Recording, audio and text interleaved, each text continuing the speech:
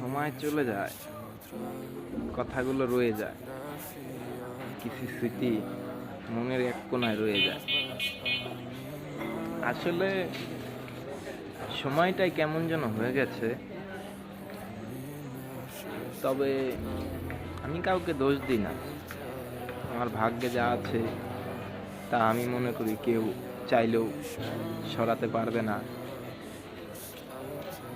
আসলে একটা কথা কি, মানে আপনি যা আছে বা আপনি মনে করেন যে যেটা পাওনা, আপনি আজ হোক বা কাল হোক আপনি পাবেনই সেটা।